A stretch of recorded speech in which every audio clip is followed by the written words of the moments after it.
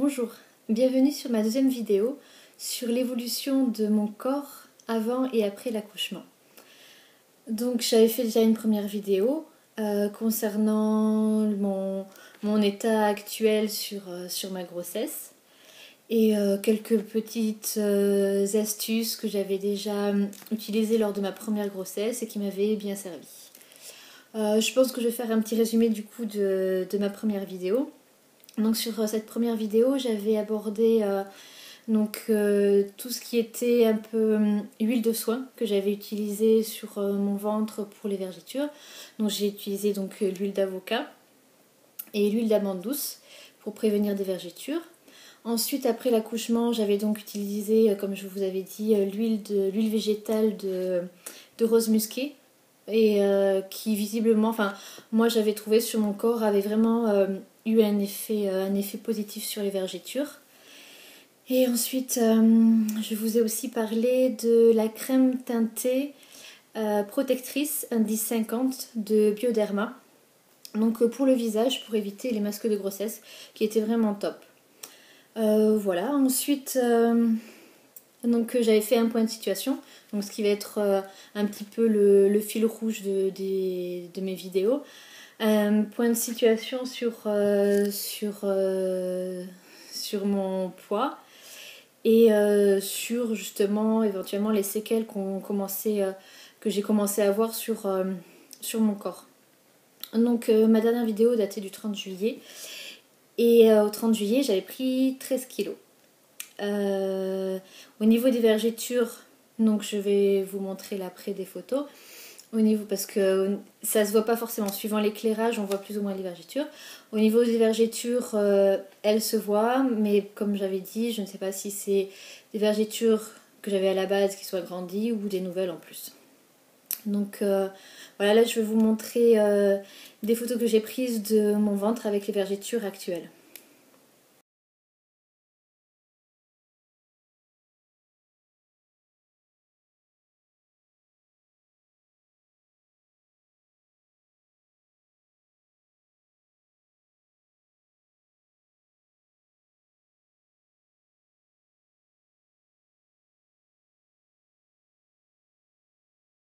Donc j'en suis là au niveau en tout cas de la peau de mon ventre.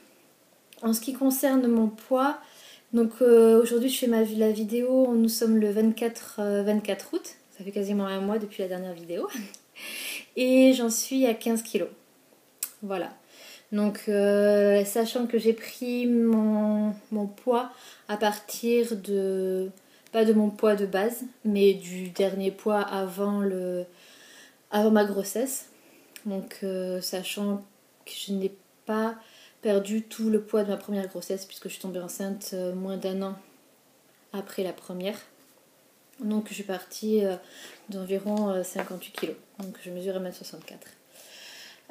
Comme je vous disais dans ma première vidéo, j'ai une super balance donc qui me permet justement de faire la coupe de poids et de voir un peu l'historique de ma prise de poids et inversement après l'accouchement.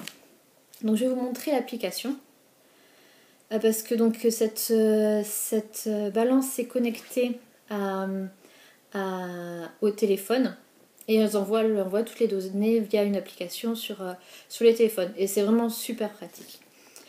Et pour justement se faire une idée, etc. Donc voilà un peu à quoi ça ressemble, je sais pas si on voit bien. Voilà, donc ça s'appelle WeThings. Donc tous les jours, je me pèse. Et donc j'ai l'évolution de mon poids, j'ai ici une courbe. Et donc on peut voir, donc là, voilà ce que j'en suis. Et on voit la courbe depuis le début de l'achat de la balance. Donc c'est vraiment très pratique, on peut agrandir pour voir vraiment au jour le jour. Hop, donc là on peut remonter au début, de prise de poids. Il suffit de cliquer à la prise de poids, ça nous dit quand ça a été pris, etc. Le poids à ce moment-là. Voilà. Donc vraiment très pratique pour faire un suivi.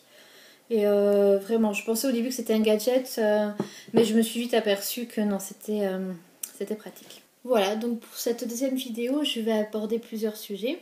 Tout d'abord, ça va être les habits, là où on peut trouver des habits sympas, pas trop chers, avec un peu de choix. Ensuite, qu'est-ce que je vais aborder comme sujet? Tout ce qui est soutien-gorge, parce que c'est quand même important, la poitrine. Ensuite, mes préparations à l'accouchement, donc en l'occurrence l'autonomie, qui me tient beaucoup à cœur, donc les cours que j'ai repris là encore pour la deuxième grossesse. Et puis, je vais aussi vous montrer un petit guide pratique, un petit livre pratique qu'on m'a offert et qui m'a bien servi pour la première grossesse. Voilà. Donc, en ce qui concerne les habits, là où j'ai trouvé le plus d'habits, donc pas trop onéreux, avec un peu de choix, c'est H&M. Donc voilà, il y a pas mal de choix au niveau des habits de grossesse. Ensuite, Kiabi, pas très cher non plus. Et ensuite, un peu par hasard, je suis rentrée dans un CA et ils faisaient des vêtements de grossesse, j'étais pas du tout au courant, et qui sont vraiment sympas, c'est assez joli, ils ont pas beaucoup de choix. Mais par contre, la différence, c'est qu'ils utilisent du coton bio pour les habits, autant de grossesse qu'aussi pour les vêtements de bébé. Donc pour tous ceux qui sont un peu bio et nature, tout ce qui est naturel, c'est sympa. Donc voilà, CA, Kiabi, H&M, là où j'ai trouvé vraiment le plus de choses intéressantes. Sinon, pour s'habiller, là par exemple c'était l'été, de manière pas trop chère, c'est d'acheter des vêtements. Moi, ce que j'ai fait aussi, voilà, pour un peu compléter la garde-robe de grossesse, c'est acheter des vêtements à une taille au-dessus. Entre autres, les robes, donc en L ou en M, suivant les tailles. Et par exemple, donc c'est des robes vraiment toutes simples, juste droites, avec agrémentées d'un petit ruban ou d'une petite ceinture qu'on peut mettre au-dessus de la taille ou enfin au-dessus du ventre ou en dessous du ventre. Du coup, on peut la positionner un peu comme on veut.